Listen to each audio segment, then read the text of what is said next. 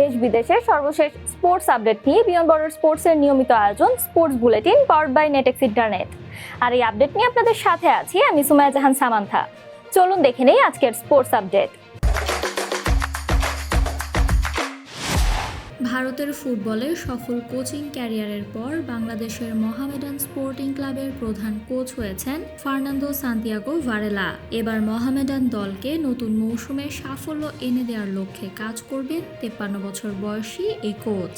বাংলাদেশ জাতীয় ফুটবল দলের ফরওয়ার্ড আলামিনকে 15 ম্যাচের জন্য নিষিদ্ধ করেছে ফিফা। গত মৌসুমে মালদ্বীপে অনুষ্ঠিত 4 জাতি টুর্নামেন্টে মাঠের সংঘর্ষ ও রেফারির সঙ্গে অসদাচরণের ঘটনায় এ শাস্তি পেয়েছেন তিনি। এছাড়া একই ঘটনায় 2 ম্যাচের জন্য নিষিদ্ধ হয়েছেন বাংলাদেশের মিডফিল্ডার মিরাজুল ইসলাম।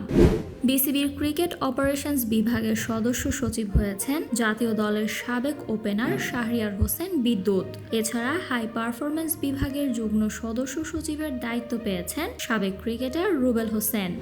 24 ঘন্টার ক্রীড়া টেলিভিশনের ধারণা থেকে বিশ্বজুড়ে স্পোর্টস সম্প্রচার মাধ্যম ESPN এর সহ প্রতিষ্ঠাতা বিল রামুসেন আর নেই।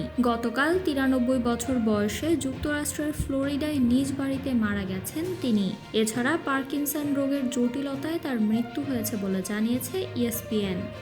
ইতালিতে প্রথমবারের মতো চালু হতে যাচ্ছে শহরভিত্তিক ফ্রাঞ্চাইজি T10 লিগ। রোমে 9 দিনব্যাপী এই টুর্নামেন্টের উদ্বোধনী আসরটি চলতি বছরের 30 অক্টোবর থেকে 7 নভেম্বর পর্যন্ত অনুষ্ঠিত হবে, যেখানে শহরভিত্তিক 6টি ফ্রাঞ্চাইজি অংশ নেবে এবং 10 ওভারের ম্যাচ খেলবে প্রতিটি দল।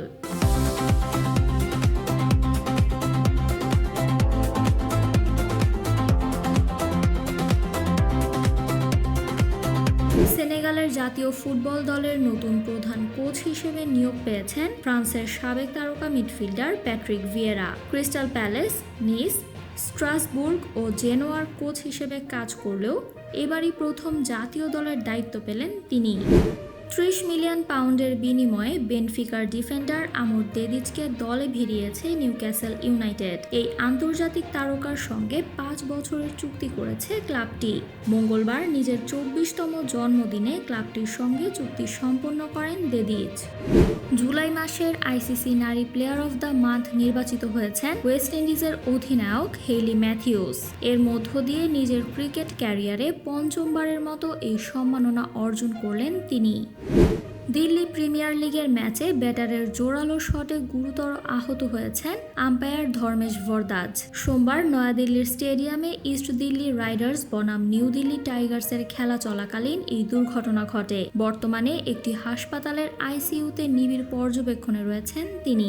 ফিফা সভাপতি জিয়ান্নি ইনফান্তিনোর পুনর্নির্বাচনে দেওয়া সমর্থন প্রত্যাহার করেছে ইসরায়েল ফুটবল অ্যাসোসিয়েশন। ফিফা ও উয়েফার মধ্যে গভীর মত পার্থক্য ও আস্থার সংকটের কারণে মঙ্গলবার আনুষ্ঠানিকভাবে সমর্থন প্রত্যাহারের এ ঘোষণা দেয় ইসরায়েল। এই ছিল আমার হাতে থাকা সর্বশেষ স্পোর্টস আপডেট। নিয়মিত স্পোর্টসের সব আপডেট পেতে কানেক্ট থাকুন আমাদের সাথে, আর বাফার ফ্রি ইন্টারনেট পেতে কানেক্ট করুন নেটেক্স ইন্টারনেট। এছাড়াও আমাদের সাপ্তাহিক cricket analysis show the analyst angle এবং football show football freak show দেখার আমন্ত্রণ জানিয়ে বিদায় নিচ্ছি আমি সামান্থা। আরও আপডেট পেতে সাবস্ক্রাইব করুন আমাদের ইউটিউব চ্যানেল এবং ক্লিক করুন বেল আইকন। ফলো করুন টিকটক ও ফেসবুক পেজে।